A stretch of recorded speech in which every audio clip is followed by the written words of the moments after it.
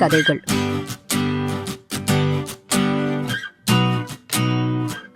மரத்தின் ஆசை. ஒரு அடர்ந்த வனத்தில் பல மாமரங்களுக்கு நடுவில் ஒரு கருவேல மரம் இருந்தது. அந்த மரத்திற்கு ஒரு ஆசை இருந்தது. அதனுடைய இலை சிறியதாகவும் முட்கள் நிறைந்ததாகவும் இருந்ததால், முட்கள் இல்லாத கிளையும் பெரிய இலையுமாக மாமரம் போல் இருந்தால் நான் அழகாக இருப்பேன் என்று வருந்தியது. அதற்கேற்றாற்போல் மறுநாள் மாமரமாக மாறியிருந்தது. சிறிது நேரம் கழித்து ஒரு ஆடு வந்தது. மரத்தின் இலையை சாப்பிடத் தொடங்கியது. மறுபடியும் மரம், என்னுடைய இலைகள் தங்க நிறமாக இருந்தால் நான் அழகாக இருப்பேன் என்று நினைத்தது. அதன்படியே தங்க மரமாக மாறியது. சிறிது நேரத்திற்குள் திருடன் வந்து இலையை திருடிச் சென்றான். வருத்தப்பட்ட மரம், என்னுடைய இலைகள் கண்ணாடி போல் பளபள என்று இருந்தால் நான் மிகவும் அழகாக இருப்பேன் என்று எண்ணியது. அதன்படியும் மாறியது.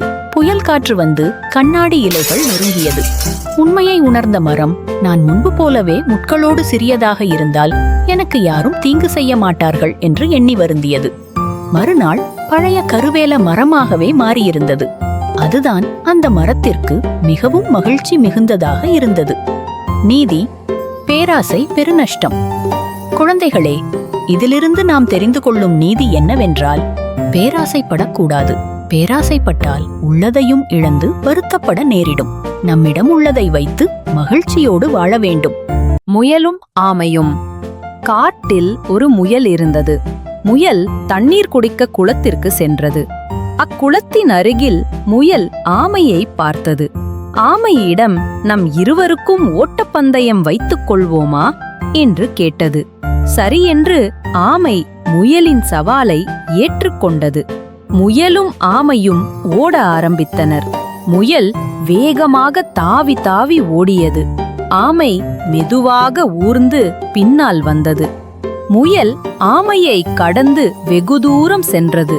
முயல் தன்னைப் போல் ஆமையால் ஓட முடியாது என்ற கர்வத்தில் நின்றது. முயல் ஆமை வருவதற்குள் சற்று நேரம் களைப்பு தீர ஓய்வு எடுக்கலாம் என்று நினைத்தது.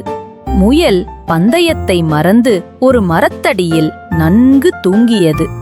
ஆமை நிதானமாக மெதுவாக வந்தது. முயலை தாண்டி சென்றது.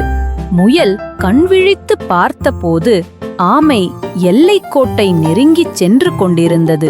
முயல் உடனே துள்ளி குதித்து ஓடத் துவங்கியது. ஆமை போட்டியின் வெற்றி இலக்கை அடைந்துவிட்டது. ஆமை ஓட்டப்பந்தய போட்டியில் வெற்றி பெற்றது.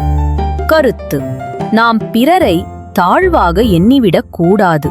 நாம் எடுத்த செயலை முழுவதுமாக முடிக்க வேண்டும் என்ற கவனத்துடன் செயல்பட வேண்டும்.